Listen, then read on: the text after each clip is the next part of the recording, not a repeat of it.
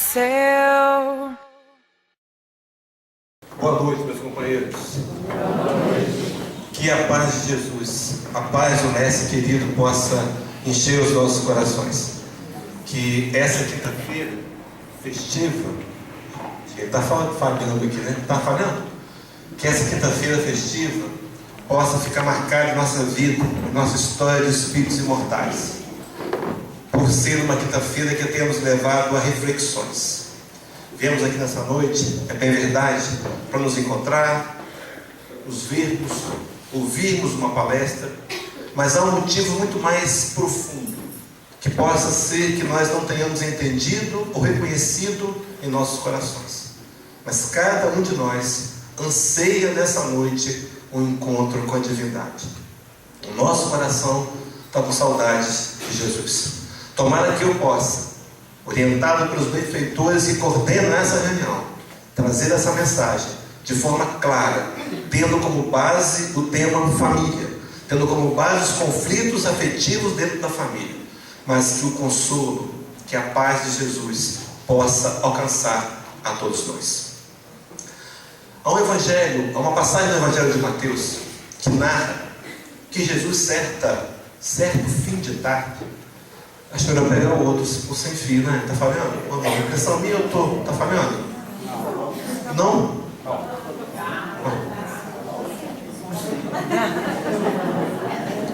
Eu falei fora do microfone. É isso mesmo. Uma passagem de Mateus que narra-nos que era o final de tarde. E depois de um dia intenso de trabalho no bem, fazendo a caridade, amando as pessoas, curando, aconselhando, amparando com o seu coração de luz, Jesus teria se recolhido, ido até uma montanha para fazer como fazia normalmente. Está falhando. Eu posso falar sem ele também, minha voz é forte, mas tudo bem. Quer pegar o confio, não? O confio? Acho que eu confio.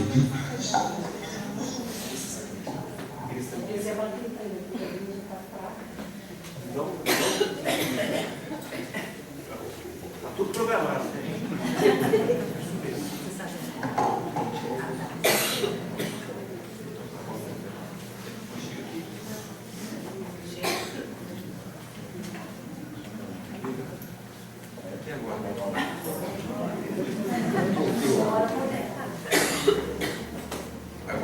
Agora vai.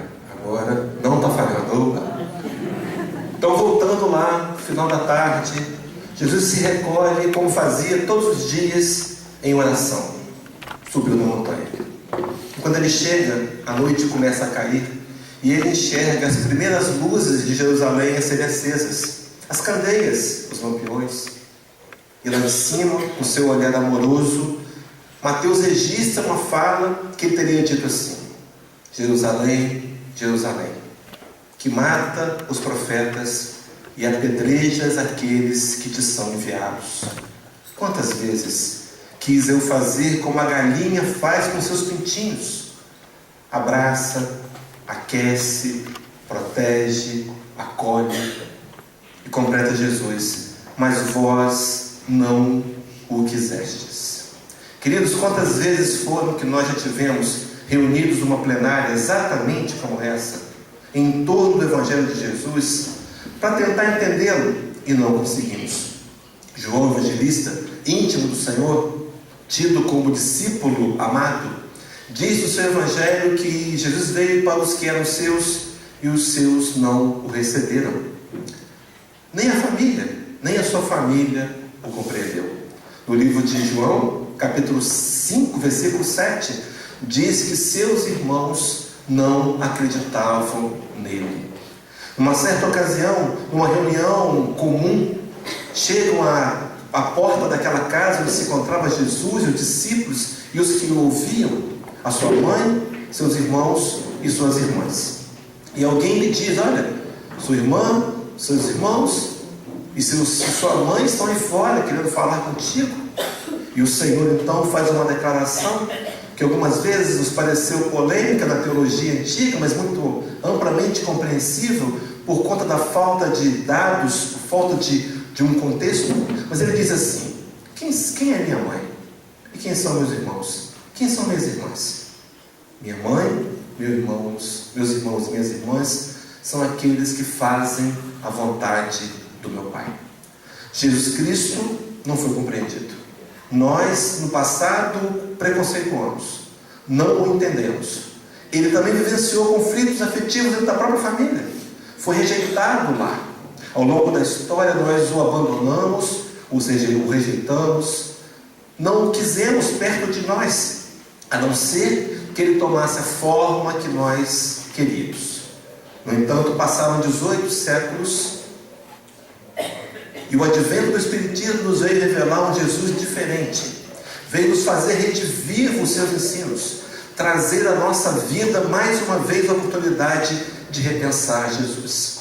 Nessa noite, o pano de fundo da palestra é falar de conflitos familiares, mas vamos entender os conselhos repetidos de Jesus com relação à família, para que possamos, ao sair daqui, termos uma base doutrinária para conseguir enfrentar assertivamente os conflitos que são reais. Se eu perguntasse para os companheiros, não vou perguntar se algum de nós não tem problema familiar.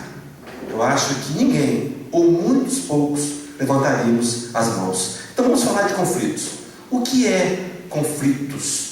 Fui até o dicionário. Diz o dicionário que conflito é guerra. Claro que aqui pensando em conflito armado. Diz também que divergência, que é enfrentamento, discussão intensa é um conflito, oposição mútua. Na psicologia se diz que conflito é o estado de quem expressa sentimentos de essências opostas. Então, todas as vezes que temos opiniões contrárias, ou que temos um entendimento diferente uns dos outros com relação a inúmeras questões que nos cercam, podemos correr o risco de criar um conflito. E esse conflito, muitas vezes, é em forma de atrito. É algo que nos machuca, é algo que é direto, porque muitas vezes esses conflitos eles vêm daqueles que estão mais próximos, daqueles que mais amamos. Queridos, quem de nós não gostaria de ter uma família harmoniosa?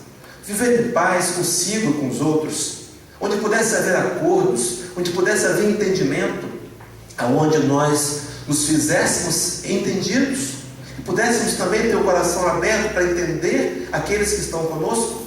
Talvez vivenciemos isso num futuro não tão distante, no futuro aonde o Evangelho de Jesus terá feito de fato raízes profundas em nossos corações. Queremos uma família harmoniosa, mas será que temos exercitado o nosso papel dentro dessa família? Quantas vezes nós queremos resultados sem ter feito investimento de capital emocional ou espiritual? Quantas vezes na imaturidade da raça humana em evolução da nossa sociedade, nós queremos resultados sem fazer esforços? Vivemos no mundo, é verdade, o mundo do fast food, um mundo onde as coisas estão prontas. Chegamos no self-service e as comidas estão ali para serem servidas. Queremos fazer um macarrão e ele fica pronto em 3 minutos. Se tivermos dinheiro no banco, com cartão eletrônico, num caixa eletrônico, a qualquer hora do dia ou noite, temos o dinheiro. Mas na vida, os resultados não acontecem assim. Na verdade, todos nós precisamos passar por etapas de aprendizado, num prosseguimento continuado, para vencer a nós mesmos e construir uma família, uma relação harmoniosa. Muitas vezes, alguns de nós que estamos aqui nessa casa, encarnados ou desencarnados, possamos estar cheios com o coração meio que desesperados, desmotivados, acreditando que esses relacionamentos não valem a pena. Vamos apresentar daqui para diante uma proposta espírita para nós reconstruirmos os nossos relacionamentos. No entanto, esses conflitos são afetivos. Vejam que a palavra afetivo vem de afetividade. Vale a pena esse raciocínio. O que é afetividade? Conjunto de fenômenos afetivos. Diz também que afetividade são tendências, emoções, sentimentos, paixões, etc. Queridos, quantas vezes os conflitos afetivos muitas vezes não são externados, ficam numa origem individual. Nós sofremos com a situação do outro. Nós nos penalizamos pela caminhada equivocada que o outro percorre. E muitas vezes sofremos em silêncio. Um conflito afetivo é algo que fala das minhas emoções, dos meus sentimentos. No entanto, muitas vezes esse conflito afetivo, ele pode ser real ou imaginário. Muitas vezes, companheiros, nós, ao longo da história da nossa própria vida, nos analisando, vamos perceber que algumas situações que nos acometeram de profunda dor, na verdade, foram criadas em nós mesmos. São interpretações. É preciso então que nós tenhamos uma base. Que base é essa? Que tipo de raciocínio eu preciso imprimir para descobrir se a minha verdade é realidade ou não?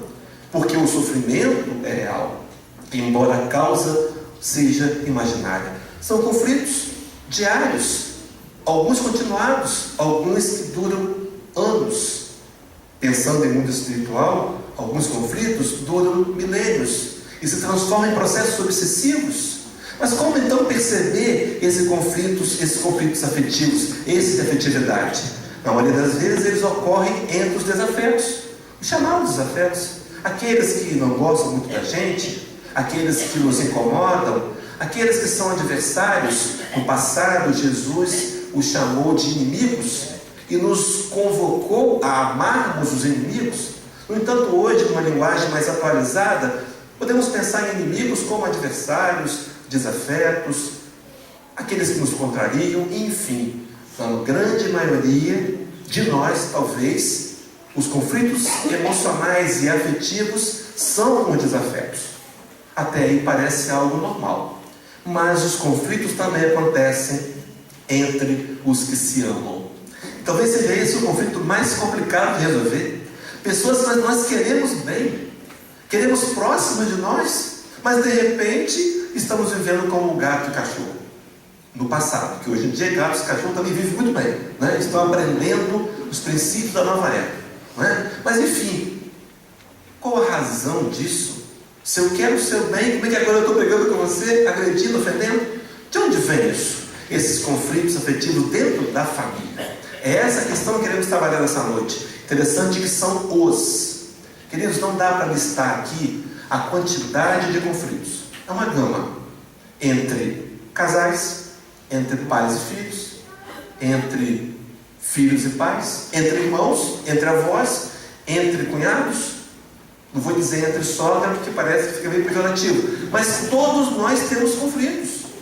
Inúmeros. E muitas vezes paralelos, continuados uns com os outros. E se misturam. Agora é pai, mãe e a nora, e a esposa. Como é que nós podemos fazer para resolver esses conflitos? Primeiro, quais são as razões? Por que eles existem? Vou trazer só algumas. Primeiro, as razões. Observe ali, queridos, duas mãos afastadas, duas mãos distantes, duas mãos no processo de se despedir. Eu queria abrir aqui um parênteses para lembrar que a atitude mais fácil para se resolver um problema familiar é abandonar. Será que essa atitude de fato resolve? As pessoas estão aí como que trocando de marido e mulher como se fossem roupas. E os problemas se repetem e se renovam. Porque há algo mais profundo a ser trabalhado e não apenas uma separação. Separar e abandonar é atitude fácil. Mas não é essa talvez a proposta pelo Evangelho. Talvez precisemos repensar a nossa posição diante da história e diante da vida. Mas estão irmãos distantes se separando. E as causas que provocam essa separação, essa distância, muitas vezes a opressão. A opressão financeira. Quando os maridos são abusivos, oprimem as esposas porque detêm o poder financeiro. Quantas vezes a opressão é intelectual. Queremos ser mais inteligentes que o outro, e esse conflito de opressão gera dificuldades e gera atritos. Além disso, pode ser a causa dos conflitos afetivos a agressão. Nem sempre a agressão física, muitas vezes a agressão verbal. Muitas vezes a agressão verbal vem pelo silêncio, o ignorar, o desprezar, o não considerar a opinião do outro. Além disso, umas outras das causas que podem gerar o conflito, o abandono. Esse que falei agora inicialmente, abandonar é fácil, mas em paralelo com o abandono, a ausência. Queridos, quantas vezes estamos distantes de alguém que fisicamente está próximo? O mundo moderno, os apelos da vida moderna, das conquistas, das aquisições, do status, de parecer ser muitas vezes o que não é, para que os outros percebam-nos, nos faz distantes daqueles que estão próximos. Quantas vezes podemos até comprar um excelente computador para o nosso filho e faltamos dar o abraço, a acolhida, estar próximos. Quantas vezes a ausência provoca um conflito familiar. São pessoas que trabalham, são viciadas em trabalho, trabalham demais. São pessoas que vivem na estrada, fazendo movimentos por uma causa talvez, mas enfim, a ausência que cria conflito. Mais uma, os abusos. Quantas vezes até parece com opressão, mas é um pouco diferente. Os abusos são a opressão em prática. Muitas pessoas, diz Emmanuel no livro Vinha de Luz, que muitos maridos se tornam tiranos domésticos. No Evangelho segundo o Espiritismo, há uma frase que diz assim: eles, tiranos, dizem assim, porque aqui mando eu. E muitas vezes são detestados, são odiados e criam um conflito porque são abusivos expressamente, aplicam a opressão expressamente. O ciúme, um grande vilão, uma grande consequência e causa também desses conflitos emocionais e afetivos. Quantas vezes o ciúme desmedido, quantas vezes o ciúme maquiado como cuidado ou como excesso de desejo de posse. Quantas vezes o ciúme, esse vilão, separa as pessoas, criam dores profundas, amargas. E por fim, as acusações. Vivemos numa época em que as pessoas cobram. Nós somos cobrados do trabalho, cobrados a rigor. Existem metas a serem batidas, as questões a serem pautadas e anotadas em relatórios, chamados 5S do passado, que não sei quantos lembram desse fenômeno. Mas enfim, são muitas razões que podem gerar os atritos. E a consequência desses atritos, quais são os resultados desses comportamentos? Trouxe alguns. Primeiro, esses comportamentos separam. O conflito separa. Muitas vezes as pessoas estão conjugalmente juntas, estão próximas, socialmente juntas, mas extremamente distantes em objetivos, em projetos, distantes na caminhada. Mantêm-se próximas por questões de conveniência. Será que esses conflitos que geram essa separação não fazem parte da minha história? Queridos, nós estamos em evolução. Somos seres vivenciando essa realidade. Podemos até escondê-las das pessoas, mas de nós mesmos não podemos. É preciso repensarmos. Esses conflitos ainda causam mágoa, eles magoam. Magoa aqueles que os sofrem. A mágoa é um sentimento terrível. A mágoa é uma prima irmã do ressentimento. Ressentimento é aquela vontade de fazer algo que eu não deveria e não faço, mas eu mantenho um sentimento ruim por um tempo prolongado. William Shakespeare, o grande dramaturgo inglês, ele vai dizer que sentir ressentimentos ou mágoa é como tomar venenos e querer que o outro morra. Um comportamento que nos mata. A mágoa, enfim, também faz sofrer. Esses conflitos fazem-nos sofrer. Sofrem os que provocam e sofrem os provocados. Parece algo insano, mas se nós continuamos repetindo, onde está o erro? O que eu preciso conhecer para ter um relacionamento harmonioso, produtivo, construtivo, que gere sentimentos positivos, que me impulsione a crescer e a me desenvolver? Ainda, a angústia.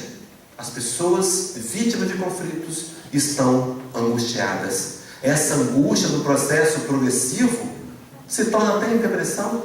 Quantos estão doentes porque sentem falta de alguém que não os merece?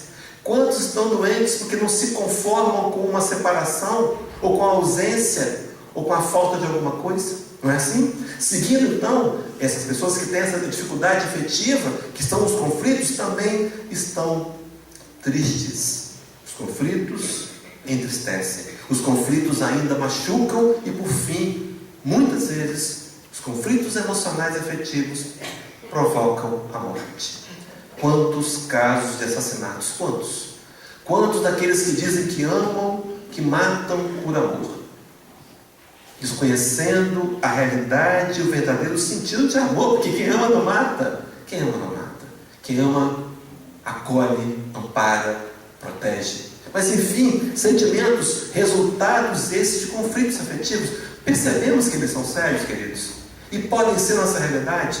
Mas enfim, o que o Espiritismo tem a dizer sobre os conflitos? Primeira questão. E a segunda, qual a proposta espírita para resolvermos conflitos? Se chegássemos aqui, viéssemos nessa semana espírita de Guaçuí, para a gente saber só que tem conflitos, a gente já sabe disso. Entendemos, talvez, se parássemos para raciocinar, entenderíamos também. Mas como resolvê-los? Essa é a grande questão. Descobrimos por que eles existem, e é uma causa real e simples, e como fazer para resolver esses conflitos. Estão todos prontos para as respostas? Sigamos então. Vamos aproximar essas mãos um pouco agora. Vamos fazer com que essas mãos possam ter o desejo de estarem juntas de novo. Os companheiros observaram o que eu disse a palavra desejo? Quantas vezes nós não queremos mais saber do outro. E dizemos isso: eu não suporto mais fulano. Há uma carta de Paulo de Tarso que ele diz assim: suportai-vos uns aos outros em amor. Eu penso que Paulo sabia que a nossa raça, a raça humana da evolução, teriam conflitos. Sim, teremos conflitos. Mas como podemos então entender ter um suporte para resolver esses conflitos de forma assertiva e feliz? Descobrir um final feliz para todo tipo de conflito de relacionamentos. Vamos entender então. Como fazer isso? Está aqui. Primeira coisa, admitir o conflito. Há casais que precisam sentar e conversar. Há pais e filhos que precisam sentar e conversar. Nós não aprendemos isso nas escolas. Não aprendemos a ser assertivos. Não aprendemos a abrir o nosso coração. Não aprendemos. As religiões deveriam trazer-nos esse princípio, mas não trazem. Hoje, o Papa Francisco, foi pela televisão, foi ontem à noite, ele dizendo que as religiões não querem a guerra. Não. Os que querem a guerra são os religiosos. Nós, os conflitos do dia a dia. Precisamos entender, companheiros, que para resolver qualquer tipo de conflito, temos que admitir. Temos que aprender a ter coragem de dizer o que estamos sentindo. Isso é fácil? Não. A nossa geração não foi treinada para isso. A grande maioria de nós é incapaz, mesmo que se esforçando muito, para dizer aquilo que sente. Mas para resolver qualquer tipo de conflito afetivo, é preciso que a gente entenda e admita que o conflito existe. Segunda coisa a ser feita então, entender esse conflito. Queridos, quando nós sentamos com o coração aberto, sem querer rixa, não estamos sentados para ganhar a discussão, não. Estamos sentados para resolver o problema. Fazemos uma prece, pedindo ajuda de Deus. Quando sentamos assim, admitimos o problema e entendemos, muitos dos problemas se dissolvem imediatamente. Descobrimos que eram causas irreais. É aquela namorada, e isso é uma história real, que encontra uma carta de amor no bolso do namorado e leva meses nutrindo ódio, rancor, ressentimento, mas não termina o namoro. E quando ela resolve terminar e fala daquele episódio, ele mostra a carta. Era um poema que uma amiga escritora pediu para ele ler e avaliar. Conflito que podia ter sido evitado pelo diálogo. Quantas vezes, queridos, nós pecamos, erramos porque não admitimos e porque não entendemos o conflito. Dito isso, a necessidade, então, eu vou colocar em amarelo para ficar bem claro, a busca de conhecimento. Precisamos buscar o conhecimento de nós mesmos, do outro, ouvindo-o, da situação, do ponto de vista que muitas vezes é relevante, muitas vezes está correto para ele. Não sei se já contei aqui, fazendo palestra na Casa Espírita, mas um exemplo que eu costumo dar. Imagina que você está dentro do ônibus, andando dentro do ônibus, e de repente você olha para o lado de fora e tem um rapaz, um homem forte, que empurra um pequenininho e derruba o pequenininho no chão, e a imagem congela. E o seu pensamento é: nossa, que covardia! Por que aquele homem forte não vai procurar um forte para brigar e para bater? Por que ele é tão agressivo? Não é esse o pensamento? Mas a imagem descongela. E agora, aonde aquele moço pequenininho estava, cai uma caixa de madeira muito pesada. Então aquele grande salvou a vida do pequenininho. E nós pensamos: meu Deus, como ele foi bom, como ele foi corajoso, como ele salvou.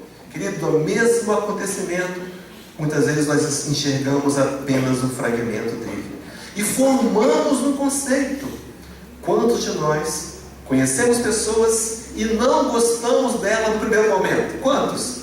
E depois de um tempo, a conhecendo melhor, tornamos-nos amigos, porque nossas impressões são nossas. Muitas vezes o conflito está em nós.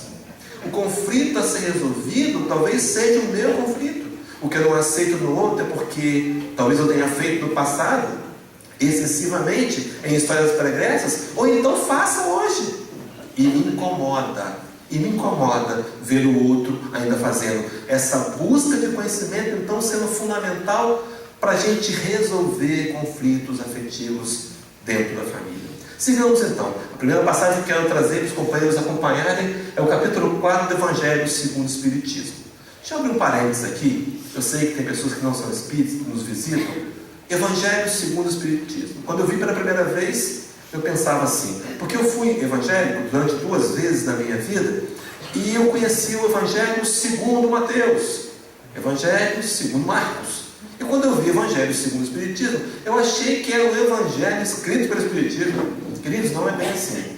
O Evangelho segundo o Espiritismo é um livro inspirado pelos benfeitores espirituais, codificado, escrito por Allan Kardec, que contém em 28 capítulos 40 passagens do Evangelho de Jesus, não na ordem cronológica, e explicados segundo o conhecimento espírita.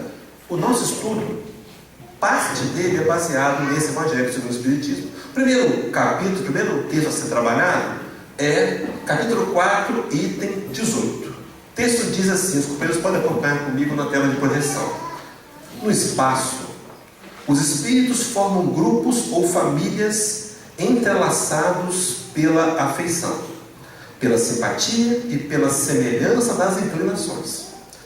Ditosos por se encontrarem juntos, esses espíritos se buscam uns aos outros. Então vejam que a formação espiritual da família, uma das contribuições do entendimento espírita para a família, são grupos que estão no plano espiritual que têm afinidades, boas ou ruins, mas eles se atraem uns aos outros. É como se eles se encontrassem, como se houvesse uma antena e um receptor, um transmissor e um receptor de valores, e eles se encontram. Segue então Allan Kardec no comentário: a encarnação apenas momentaneamente os separa, porquanto ao regressarem à erraticidade, novamente se reúnem como amigos que voltam de uma viagem. Então eles são espíritos familiares que em alguns momentos estão juntos na Terra, e em outros, e sempre em outros, estarão juntos no mundo espiritual. Observe para quê? Muitas vezes até uns seguem os outros na encarnação, vindo aqui reunir-se numa mesma família ou no mesmo círculo, uma mesma família ou no mesmo círculo, a fim de trabalharem juntos pelo seu mútuo adiantamento. Veja então que o projeto de Deus, essa é a revelação espírita para a nossa família, para essa família que eu tenho, é um projeto de adiantamento mútuo. Quantas vezes, companheiros, nós achamos que para nos adiantarmos mutuamente precisamos talvez a dificuldade seja a melhor opção para esse momento. Talvez trabalharmos a paciência, a tolerância, trabalharmos sendo alguém melhor, exija relacionamentos mais dificultosos. Então Deus, no planejamento reencarnatório, possibilita que nos encontremos. Talvez familiares, talvez pessoas do passado que estão conosco na família espiritual, a quem nós ainda temos alguns débitos a serem quitados. Pessoas que nós desviamos, que aconselhamos mal, ou que fizemos o mal, que nos cobram hoje. E no processo de aproximação de todas as criaturas, no processo de unificação, para tornar verdade a palavra do Cristo, que diria-nos que no futuro nós seríamos ovelhas de um só rebanho, de um só pastor. Lembra dessa passagem do Evangelho? Precisaríamos um dia ter a condição de olharmos a todos os olhos, sem nenhuma mágoa mais. Para que isso aconteça, necessário se fazem os relacionamentos. O segundo texto que eu quero trabalhar, guardem esse faz sentido com o outro. É o item 19, também do capítulo 4 do Evangelho segundo o Espiritismo. Diz assim o texto: a união e a afeição que existem entre pessoas parentes são um índice da simpatia anterior que os aproximou. Daí vem que falamos que se de alguém cujo caráter, gostos e pendores nenhuma semelhança apresentam com os seus parentes mais próximos, se costuma dizer que ele não é da família. Não é assim que a gente fala? Parece que ele é a ovelha negra da família, ou o patinho feio da família. Talvez no futuro os sindicatos dos animais vão processar a gente, né, pedir indenização. Mas não é assim que a gente faz. Parece que ele não é da família, tão diferente. Veja o que diz os benfeitores espirituais, veja o que diz o Espírito amigo nessa passagem. Dizendo isso, enuncia-se uma verdade mais profunda do que se supõe.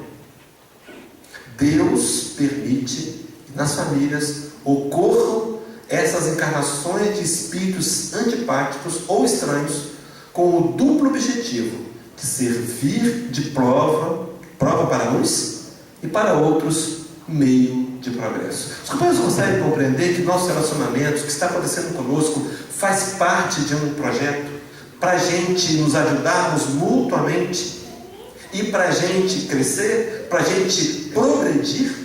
Quantas vezes nós não queremos o progresso que nos custa sacrifícios? Mas há progresso sem sacrifícios? Allan Kardec, quando fala do verdadeiro cristão, o verdadeiro espírita, ele diz que o verdadeiro espírita seria reconhecido pela transformação moral e pelos esforços que faz para domar as más inclinações. Queridos, não há progresso, não há auto-melhoramento, não há vida mais feliz e mais serena sem um trabalho. O problema é que nós queremos que as coisas aconteçam instantaneamente. Não existe o macarrão, o miojo da felicidade. Não existe. Felicidade é uma conquista, é um trabalho, uma busca constante que vai necessitar de enfrentamentos. Talvez as pessoas que estejam à nossa volta, que tanto nos incomodam, se tornem os nossos melhores professores. Já pensou nisso? E quantas vezes nós os queremos abandonar? Porque, como disse no começo, é mais fácil abandonar. Difícil é ficar e acolher e entender o que tem por detrás dele que eu preciso aprender. Por que ele me incomoda tanto? Será que eu não preciso fazer reflexões? Meus queridos, como disse no começo, viemos aqui essa noite para refletir. É uma noite de festa, é uma semana espírita, mas precisamos sair daqui repensando a nós mesmos. Porque o que está em jogo é a nossa felicidade.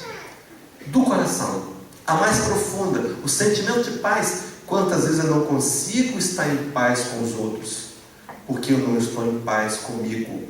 Onde é que está errado? O que eu preciso mudar? Onde é que eu tenho que me corrigir? São reflexões fundamentais para a gente construir um mundo melhor, um mundo de mais paz. Sigamos então para o terceiro texto. Então a família então, queridos, os relacionamentos funcionam como um laboratório de experimentações emocionais, sentimentais, afetivas. Como é que eu vou descobrir que eu sou impaciente se eu não tenho família? Como é que eu vou descobrir que eu sou intolerante, que eu sou dado a irritabilidade, você não tem relacionamentos.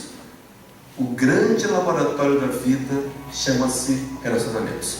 E quantas vezes nós queremos fugir, né?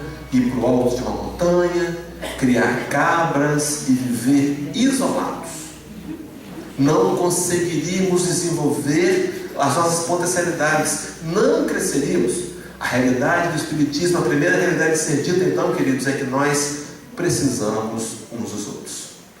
Por mais que ele nos incomode, quem sabe não seremos nós os professores para corrigi-lo, para ampará-lo, para encaminhá-lo? Será que não são eles também professores de paciência e de tolerância? Será que o relacionamento que eu tenho hoje, que eu tanto não quero, não é o melhor para mim? Eu vou dizer aos companheiros que é o mais necessário nesse projeto de crescimento. Então, pensando dessa forma, eu trouxe o capítulo agora, o capítulo 9, item 7, também do Evangelho segundo o Espiritismo, onde o benfeitor espiritual vai dizer assim: sede pacientes. Nossos irmãos orientais, eles costumam dizer que a paciência é a mãe de todas as virtudes. Segundo eles, sem a paciência nós não conseguimos construir nenhuma outra valência moral. E é verdade. E é por isso que nós precisamos combater em nós a tendência dos saltos. A natureza não dá saltos. Nós não podemos de uma hora para outra nos construir em alguém diferente. Aceita essa realidade, companheiro. Você trava uma luta pessoal. Eu sei que eu também travo. Para ser melhor hoje do que fomos ontem.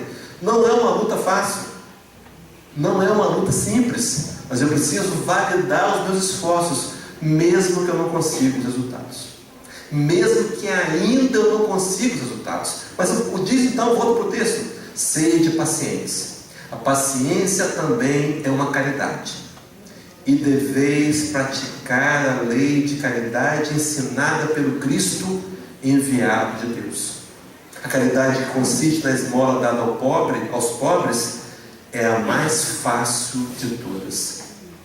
Uma referência a esse texto do Espírito Amigo, quando ele diz que a caridade é ensinada pelo Cristo, há uma referência, e vem dessa referência esse texto, questão 886 do Livro dos Espíritos. Os estudiosos aqui sabem de cor. Kardec vai perguntar aos benfeitores como Jesus entendia a verdadeira caridade. E ele vai dizer que caridade para Jesus é benevolência para com todos, sem nenhum preconceito, sem nenhuma restrição. Benevolência para com todos. Depois ele vai dizer de indulgência para com as imperfeições alheias. O que é indulgência? Me colocar no lugar do outro. Há uma frase, eu acho que já é essa que eu repeti aqui, vou repetir de novo, dos índios Siompes. Já falei, uma tribo de índia americana que foi dizimada pelo homem branco. Uma parte de uma prece que ele diz assim: ó grande Espírito, não permita nunca que eu julgue o meu irmão sem antes calçar os mocassins dele. Calçar o sapato do seu irmão, se colocar no lugar dele, tentar entender porque ele age como age. Às vezes é um chefe difícil, turrão. Vai entender a história dele. Vai procurar descobrir a sua família. Mãe alcoólica, pai ausente, foi abusado na infância, aprendeu que a melhor defesa é o ataque e está atacando. Nem sabe por quê. E eu o abandono. Indulgência para todos, com as imperfeições alheias. E por fim, o Cristo vai dizer que caridade é perdão das ofensas. Vamos chegar em perdão. Queridos, não dá para ter palestra espírita sem falar em perdão, né? Eu acho que eu nunca fui a nenhuma. Recentemente, um companheiro lá no Gerando Ribeiro, lá em Vila Velha, fazia uma palestra da AME. Aliança, AME é Associação Médico Espírito Estado do Espírito Santo, AMES. Ele falava de fígado e de repente entrou com perdão. Impressionante.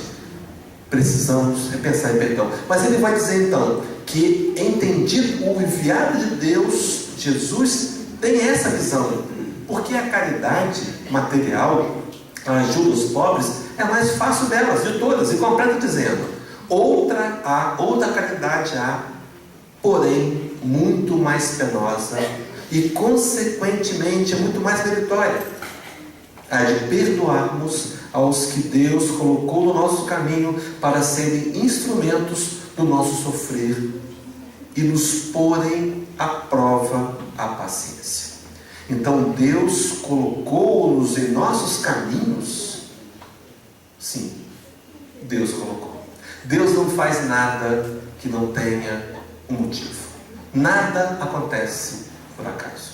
Se estamos hoje vivenciando uma relação com quem estamos, quem quer que seja, há um motivo. E o motivo já foi dito: progresso e aprendizado.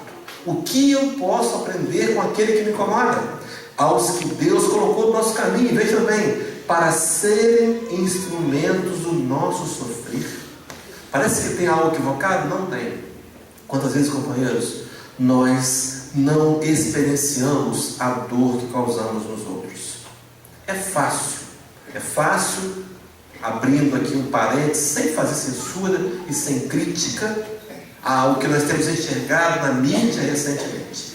É fácil um político, por exemplo, desviar dinheiro de verba da merenda escolar. Temos visto casos desses. Imaginamos que no futuro, esse companheiro equivocado, que está pensando somente em bens materiais, há de vir, encarnar no planeta, uma família extremamente pobre, para que ele possa experienciar em si a fome que causou nos outros, para que ele crie um registro e se arrependa e nunca mais possibilite ninguém a passar privações. Entende? Então nós estamos aqui, muitas vezes aqueles que estão à nossa volta estão nos mostrando como nós não devemos agir mais, porque agimos assim no passado, fazíamos os outros sofrerem. E por fim ele vai dizer: para nos porem à prova a paciência. Queremos usar uma lei envolvida aqui, uma lei chamada lei de causa e efeito, que há princípios dessa lei de ação e reação, chamada lei do retorno. Conhecemos isso. Nós colhemos aquilo que semeamos. Então é imaturidade eu pedir a Deus que me traga paz no coração. Se eu estou cheio de rancor e ressentimento, eu não vou conseguir. Esse milagre Deus não pode fazer. Deus respeita o nosso livre-arbítrio. Nós estamos aqui para conquistar nós mesmos a paz e a felicidade, e isso exige dedicação e empenho. E muitas vezes, companheiros, exige que nós nos desagrademos. Quantas vezes eu sei o que tenho que fazer e não faço? Quantas vezes somos nós os inimigos de nós mesmos? Ouvimos quantas vezes dos lábios de Jesus nos dizendo para perdoar 70 vezes 7, e insistimos e não perdoamos e continuamos querendo sentir paz? Imaturidade espiritual. Só haverá paz em nós quando nós conseguirmos levar a paz para o outro. O mal que está em nós precisa ser eliminado, mas para eliminar o mal que está em mim, eu preciso fazer o bem para aquele que está à minha volta. Vejam bem, para serem instrumentos do nosso sofrer e mais, para porem à prova a paciência. Quando a gente chega aqui, eu me lembrei do perdoamos ali, e fui lá no Evangelho, me lembrei daquela passagem de Jesus, Sermão da Montanha, capítulo 6, versículo de número 14, onde o Cristo vai dizer assim: porque se perdoardes aos homens as suas ofensas, também vosso Pai Celestial vos perdoará a vós. Quantas vezes fizemos a oração do Pai Nosso? Quantas vezes? Nos últimos 2000 anos. Quantas vezes repetimos? Talvez dos lábios, da boca para fora. Mas há um condicionamento, que eu preciso entender, que Deus há de me perdoar sim, mas eu preciso perdoar também aqueles que me ofendem. Será que eu tenho pensado nisso com seriedade, companheiro? Será que eu entendo que não há outra forma de ser? Eu não posso pedir perdão se não perdoar? É como se você fosse pedir um favor a alguém, mas você odeia o filho daquele alguém? É algo que não vai funcionar. Precisamos amar, perdoar aqueles que Deus colocou à nossa volta para nos servir de prova. Quantas vezes esses companheiros precisam do nosso amor? Me lembro recentemente fazendo uma palestra sobre a dinâmica do amor, e há uma frase de um autor desconhecido que diz assim: amas-me quando eu menos merecer, porque são nesses momentos que eu mais preciso do seu amor. Quantas vezes nós nos comportamos como os fariseus modernos, né? Amamos a quem nos ama. É fácil. Nem sempre, né? Nem sempre é fácil amar. Até os que nos amam há dificuldades. Se a dificuldade estiver em mim, vamos entender por que isso acontece? Vamos compreender. Vamos avançar. Então, o perdão ali como algo necessário para fazer com que aquelas mãos se toquem. Meus irmãos, casais, filhos e pais, genros e sogras, não há relacionamento perfeito. Tudo bem? E não há relacionamento que se melhore sem o perdão. O perdão é necessário, fundamental. Nós precisamos treinar a perdoar. Perdão é uma valência moral que nós adquirimos, nós descobrimos em nós mesmos, nós construímos com o exercício. Perdoar é igual a andar de bicicletas. No primeiro momento parece que nós vamos cair, parece que nós estamos sem rumo, mas daqui a um tempo a gente está até soltando as mãos, não é assim? Perdoar também é uma atitude que precisa começar. Perdoa os mais fáceis, as pequenas ofensas. Começa a perdoar os que estão mais próximos, para construir no coração essa valência fundamental para termos relacionamentos saudáveis e positivos. Então, as marcas dos conflitos que nós citamos no começo, por exemplo, esse conflito que separa, esse conflito que magoa, que faz sofrer, que angustia, que entristece, que machuca e que causa morte muitas vezes, vejam bem, queridos, tem uma causa, tem uma razão de ser, e a razão está ali, ó. Egoísmo.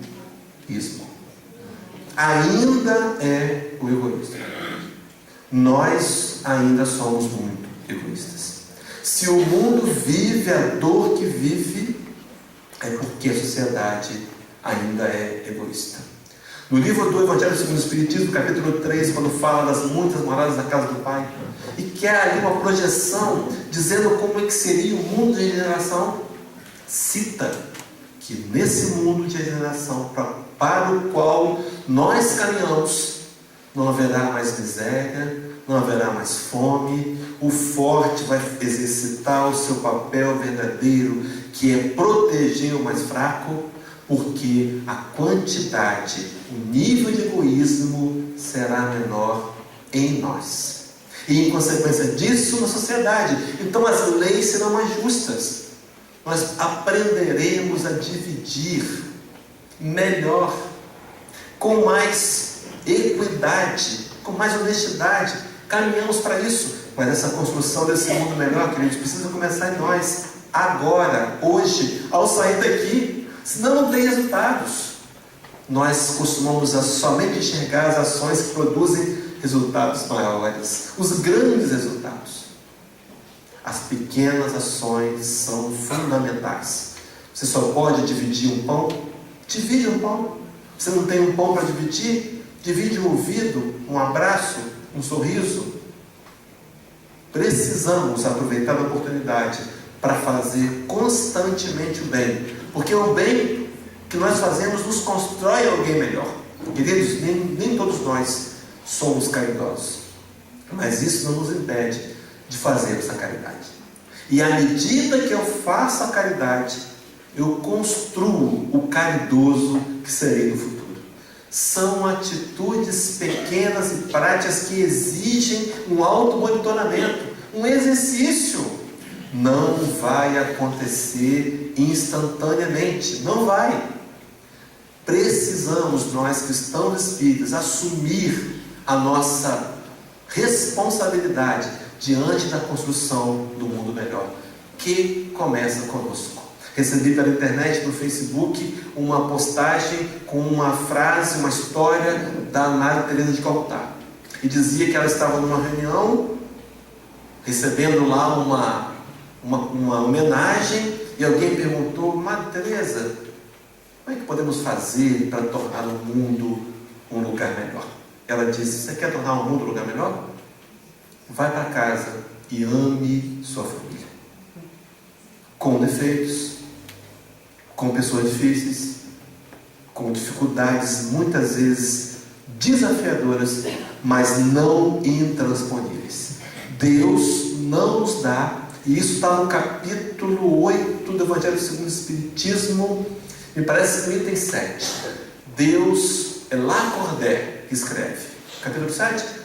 Deus não nos dá uma prova maior do que podemos suportar. Se a sua família é difícil, parabéns, querido, você é forte. Está ali para se beneficiar e para beneficiar os outros. Mas vamos seguir o raciocínio. Então, esse egoísmo, a razão dos conflitos, esse egoísmo, ele tem causas. Vejam que é o egoísmo que causa opressão, é o egoísmo que causa agressão, é o egoísmo que causa abandono, que causa ausência, que causa os abusos, que causa os ciúmes, que causa as acusações do mesmo egoísmo. E quando estamos no conflito, esse conflito de personalidades é o eu versus o eu. Enquanto nós não entendemos que a causa do egoísmo é esse conflito de personalidades egóticas, nós não conseguiremos detê-lo. Eu preciso assumir a minha parcela de egoísmo. Essa é a realidade. E começar a treinar a ceder. E o outro também. Mas se o outro não quiser fazer, façamos nós a nossa parte. Paulo de Tarso, quando escreve a carta aos Romanos, capítulo 14, o versículo de número 11, ele diz assim: porque cada um de nós dará contas de si mesmo a Deus.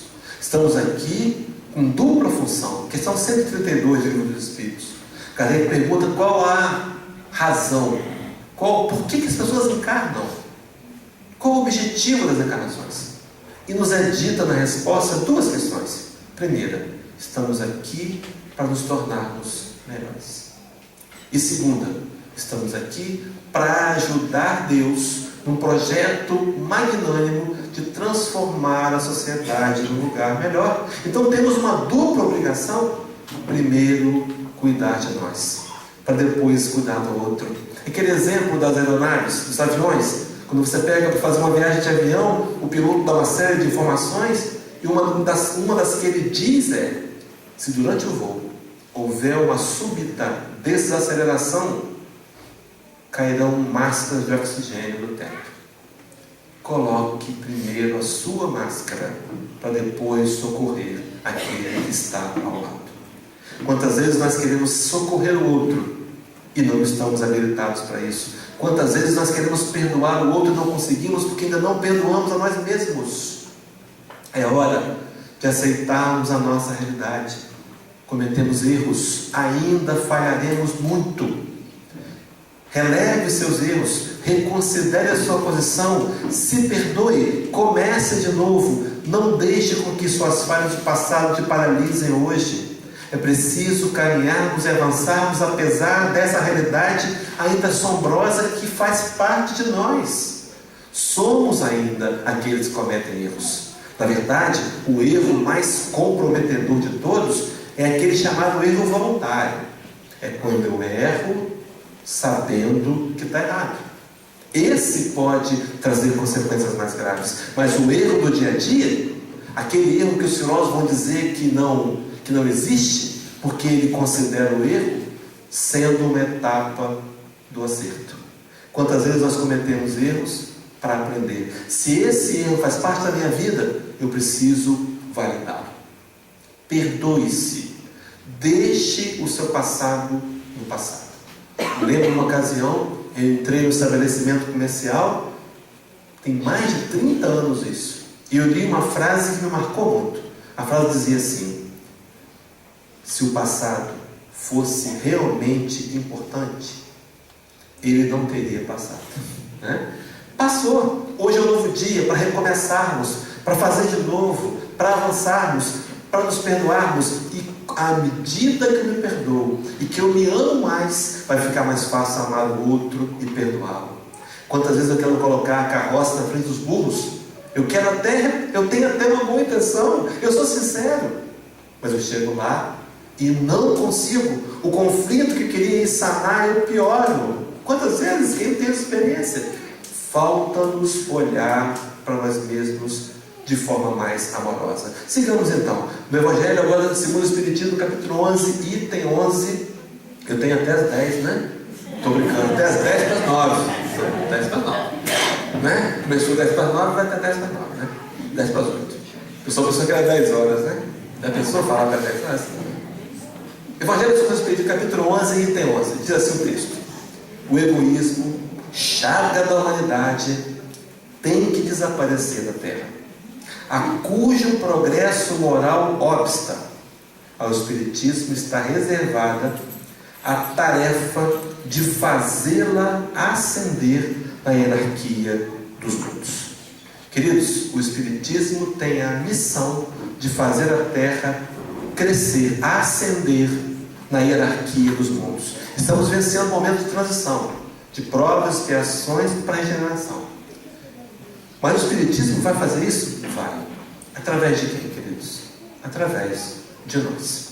Manuel Filomeno de Miranda, nas 3 últimas obras que escreveu através de Valdo Franco, Transição Planetária, Amanhecer de uma Nova Era e Perturbações Espirituais, ele nos adjetiva como sendo apóstolos da nova era. No Livro dos Espíritos, quando Kardec pergunta aos benfeitores espirituais se o Espiritismo, se ele ficaria restrito a um grupo, isso está em Paris, 1857, ficaria restrito a um grupo de pessoas, mas elitizada, os benfeitores respondem que o Espiritismo um dia seria crença popular. Leon Denis, que seria o substituto de Allan Kardec, se Kardec falhasse, não falhou, ele tem um livro chamado Síntese Doutrinária do Espiritismo. É um livro que Leon Denis faz perguntas a ele mesmo. E claro, ele mesmo responde. E ele pergunta assim: o Espiritismo será a religião do futuro? E a resposta é: não. O Espiritismo será o futuro das religiões. As verdades que nós sabemos hoje, queridos, que a morte não existe, que os mundos são habitados, que os mortos podem se comunicar, de que Jesus e Deus não pune, não condena ninguém, que Deus é simplesmente amor e cria as leis que regem o universo. E quando nós infringimos as leis, somos nós mesmos que colhemos as consequências, não é Deus punindo. Essas verdades um dia farão parte do conhecimento de todas as religiões. E haverá um dia no futuro em que vamos estar reunidos, presbiterianos, católicos, espíritas, umbandistas, fazendo a tarefa do bem, socorrendo o necessitado, e no final nos despedimos amorosamente e vamos cada um para o nosso culto, adorar o mesmo Deus. Porque teremos compreendido que as diferenças que nos separam são teologias. Deus não separa ninguém. Deus nos convida a estarmos juntos. Na questão 1009 de O Livro dos Espíritos, Paulo, agora desencarnado, Paulo de Tarso assume o nome Paulo, apóstolo. Ele diz assim, que o fim da humanidade é gravitar para a unidade divina. Um dia nós veremos nesse planeta um mundo de paz. Não haverá mais guerras. Sigamos aqui o raciocínio para chegar no texto que eu quero chegar. Completa então: o egoísmo é, pois, o alvo para o qual todos os verdadeiros crentes devem apontar suas armas, dirigir suas forças, sua coragem. Digo coragem porque dela mais necessita cada um para vencer-se a si mesmo do que para vencer os outros. Não precisamos vencer ninguém. A vitória tem que ser sobre nós mesmos. Allan Kardec, na questão 918 de O Livro dos Espíritos, quando ele fala do homem de bem, ele faz um comentário dizendo que o homem de bem é aquele que hoje procura ser melhor do que foi ontem, e que amanhã ele há de procurar ser melhor que hoje. Estamos imbuídos desse propósito, queridos, de nos tornarmos melhores hoje, mesmo que essa melhora seja imperceptível para os outros, mas vale o nosso esforço? É essa a questão. Então conclui os benfeitores que cada um, portanto, empregue todos os esforços a combatê-lo em si, certo de que esse monstro devorador de todas as inteligências, esse filho do orgulho, é o causador de todas as misérias do mundo terreno. É a negação da caridade. É, por conseguinte, o maior obstáculo à felicidade dos homens. O egoísmo como sendo uma doença que divide, que desagrega e que faz sofrer a humanidade. Num texto paralelo, combater o egoísmo em si mesmo, o maior obstáculo à felicidade dos homens, tem um texto lá também no Evangelho, agora Livro dos Espíritos, questão de número 829. Essa questão fala sobre escravidão. Vou pegar dessa questão e fazer um link com a próxima. Diz assim: haverá homens que estejam, por natureza, destinados a ser propriedades dos outros homens? Vamos observar que no contexto, Allan Kardec está em 1861 fazendo uma pergunta para algo que existia, inclusive no Brasil: a escravidão. Responde os benfeitores: é contrária à lei de Deus toda a sujeição absoluta de um homem a outro homem. A escravidão é um abuso da força, desaparece com o progresso, como gradativamente desaparecerão todos os abusos. A escravidão é um abuso que desaparecerá com o progresso. No texto paralelo, agora Evangelho segundo o Espiritismo, capítulo 20, falando da missão dos espíritas, item 4, o benfeitor diz assim: a fé e a virtude que desloca montanhas, disse Jesus. A fé é a virtude que desloca a montanha, disse Jesus. Todavia, mais pesados do que as maiores montanhas, jazem depositados nos corações dos homens a impureza de todos os vícios que derivam da impureza.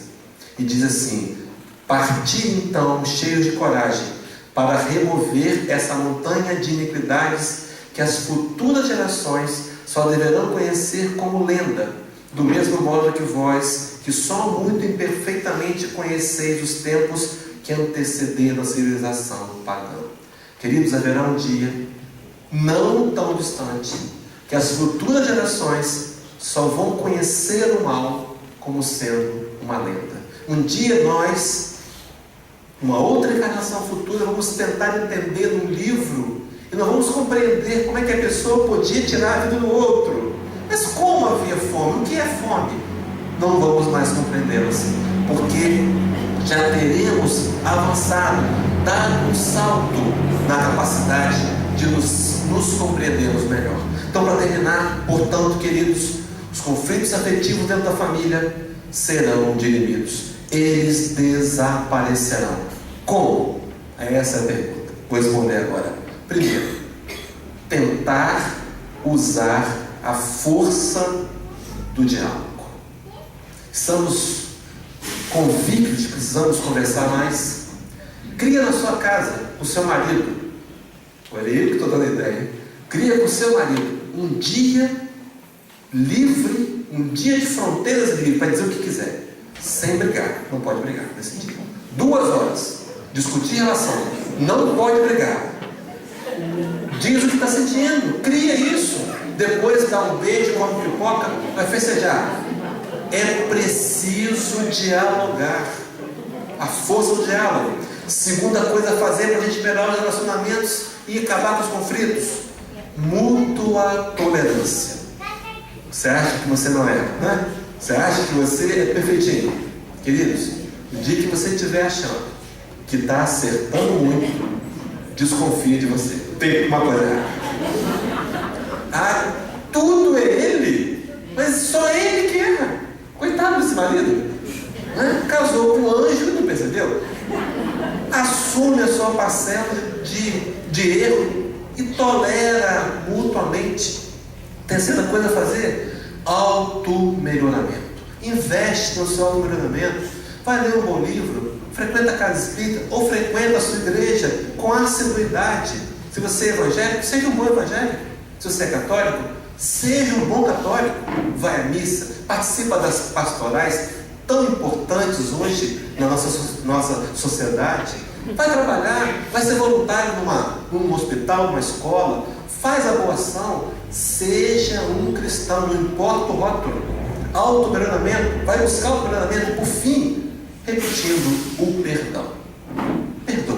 Perdoa você, perdoa o outro, perdoa a sociedade, perdoa as dificuldades que ocorrem com a vida, compreende isso, ama, tenta amar mais, porque é aí que nós vamos ver que há a palavra amor.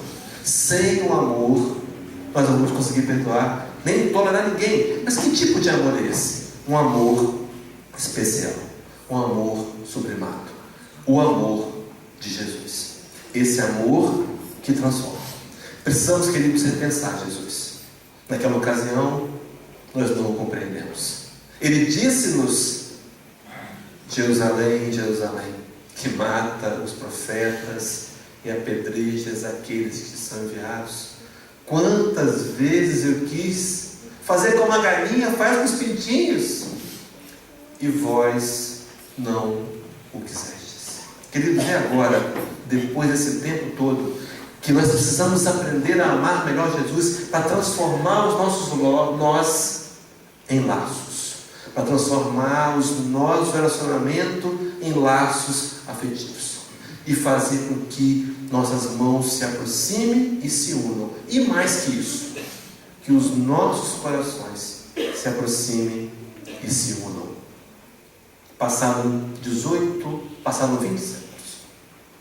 O que faremos de Jesus agora? O que faremos com Ele essa noite? Será que nós vamos repetir as mesmas ações? Vamos rejeitá-lo? Ou vamos traí-lo? Já fizemos isso várias vezes. Ou o negaremos, ou então naquele dia o esbofetearemos, cuspiremos na sua face, colocaremos uma coroa de espinhos, o crucificaremos. O que faremos de Jesus? Naquele julgamento final, onde Pôncio Pilatos lava as mãos e diz para aqueles homens que estavam ali: quem sabe onde nós? Não tenho nada para condenar nesse homem, nada. Mas vós, o que quereis fazer? O que faremos de Jesus, chamado o Cristo? Naquela ocasião nós gritamos: crucificam, crucificam, crucificam. O que faremos hoje? Tendo o conhecimento espírita que temos, o entendimento que temos, está em nossas mãos. O que faremos com Jesus? Muita paz.